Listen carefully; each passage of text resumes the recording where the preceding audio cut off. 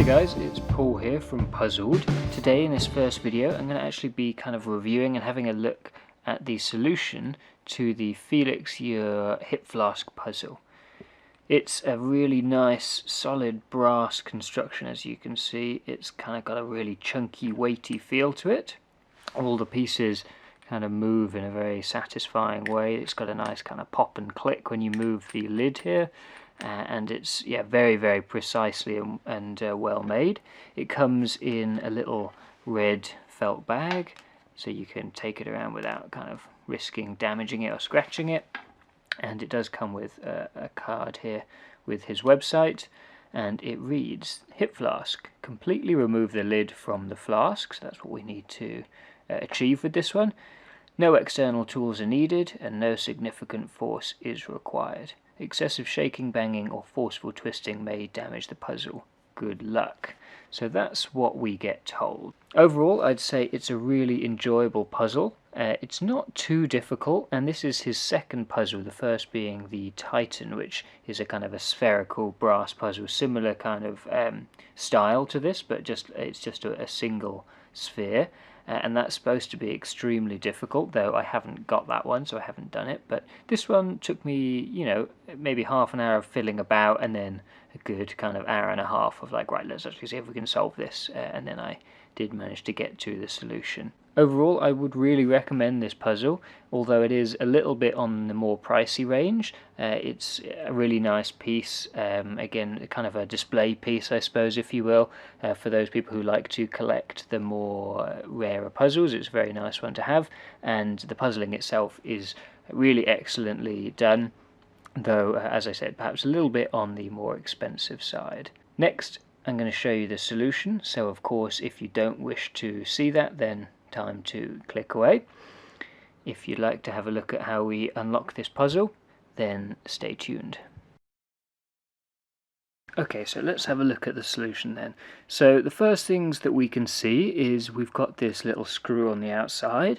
We've also got a hole right down the inside here. It goes quite deep. I don't know how far you can see there. It's also got a little kind of ridge about halfway down in that hole. On the top side, of course, we have the lid, which is what we need to remove. The lid twists kind of full 360, and it also slides up and then gets stuck in an up position, and we can go one further to a kind of a second position and it gets stuck again, and we can release it just by kind of twisting it back and forth until it slots back down again. The other thing we can see are these two little cylindrical pieces here on either side of the lid, and if we were to tip the puzzle upside down, those two just kind of loosely flop about. So initially you're thinking, right, well, this hole looks about the same size as these pins, so perhaps if we get this lid far enough out, we can retrieve these pins and try sticking them in there and see what happens. So that's kind of, it gives you a few clues just to get going with. The actual lid is, it's a maze of sorts. If we try to raise it up in the wrong position, it gets locked and you sort of fall into a trap. So what we need to do is find the correct starting position. So a little tip, a nice way to keep track of the starting position is to find yourself, I found just like a little bit of sticky paper, and just mark a point on the lid, like so. Okay. Then we're going to go up one, and each time we go up one, if it clicks, we know we've fallen into a trap. So there's a click, we know we've fallen into a trap, so we reset the puzzle, and now we were kind of straight across here. I'm just going to turn it a few degrees around the clock face and try again. Okay, again we've gotten a click, so we reset it, and so on, and we're going to keep working our way all the way around, trying to raise it up until we make some sort of progress.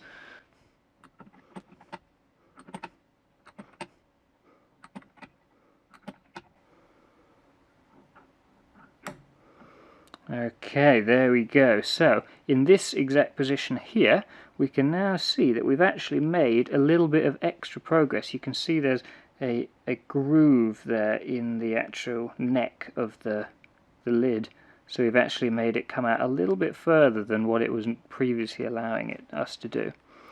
And in fact, if we just give it a bit of a twist around, we can come out one stage further again.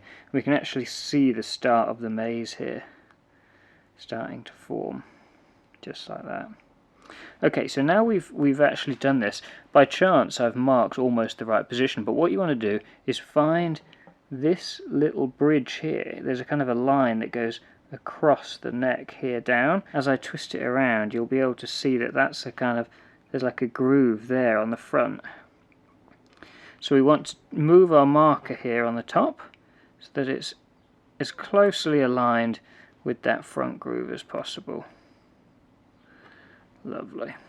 Okay, so I've got my mark in line with that little part of the neck there.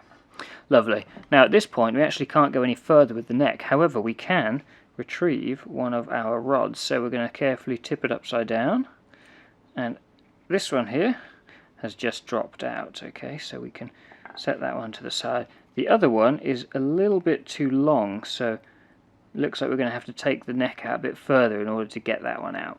So we can slide that one back down.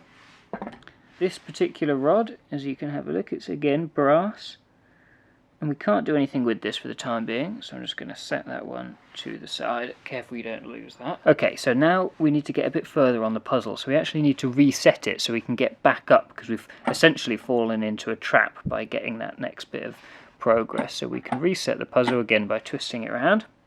Now this time we're going to do things a little bit differently. So we've remarked the top here.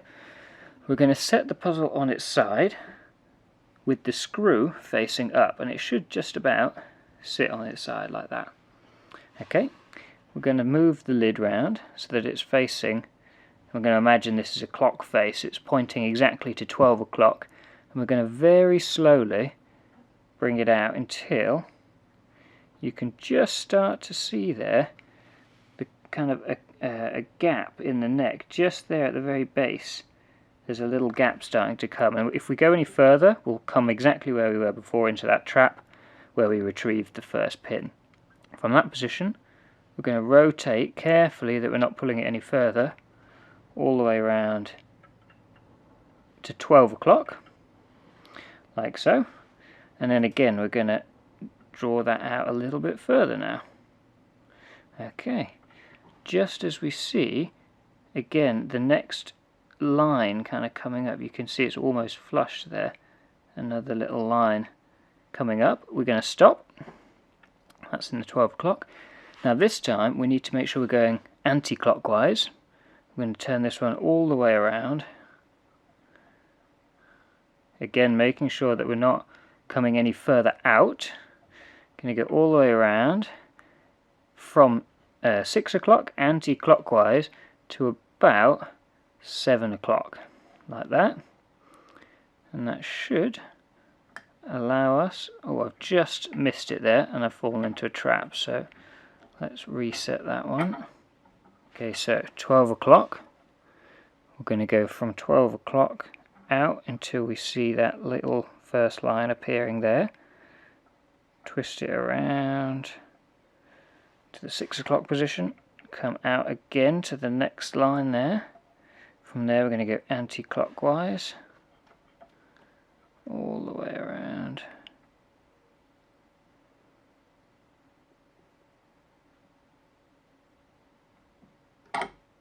And there it goes. And we can now see the full maze there on that neck.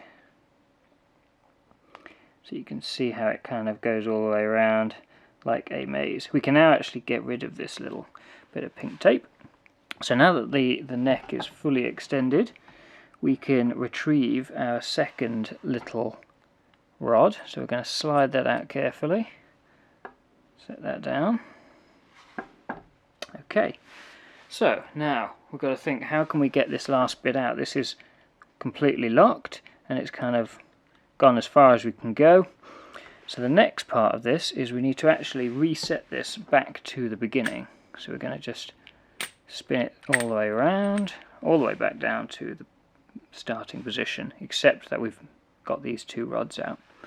Now we're going to come to this hole on the bottom. So the two rods are slightly different. We've got a slightly shorter one and a taller one. The taller one is also slightly skinnier, so that little ring on the inside of the hole, I don't know if you can see that, means that if we try to put the short one in, it just gets stuck there. Okay, but if we put the longer one in, it'll actually slide all the way in. We can then put the short one on top, and you can see it just doesn't go quite flush, which means we can use that as a button, and you expect it to have a bit of a give or a spring or something, but actually it doesn't feel like anything's happening, which threw me off to begin with, and I didn't quite figure this out immediately because it doesn't feel like you're doing anything. But when you push against that, but squeezing between thumb and the end here like this, kind of giving it a squeeze, it actually holds the pin that makes you fall into the trap in place and stops you going into those traps. So now with a bit of pressure between forefinger and thumb, we can slide the neck all the way out, and voila, puzzle complete. I don't know if you can see, but it's kind of on a bit of a spring in there, and that's what jumps into place to lock the bit when you fall into a trap. So the last thing we've got to do is just fit it back together, which is the relatively easy bit. We're going to make sure these are back inside here. Slide it in there, 1, 2. Okay, with our finger we're going to just hold this springy lever down as far as we can get it, and then put some pressure on the back here to hold it in place. And you can see it's now gone flush inside there. We can then insert that all the way back in. Actually, if we bring it to its final position there, like that, and that was the final position we got it in, we can then extract our 2 pins and replace them back inside like so. Perfect. Now we can just reset that all the way back down just by twisting it to and fro back to the starting position, and we're done. So that is the Felix Ure hip flask puzzle. This is the first of a number of puzzle videos that I'm going to be making, so do make sure to subscribe to the channel to have a look. I've got a number of really great other puzzle videos that are going to be coming out soon, so do make sure to subscribe to the channel, and I'll see you for the next episode.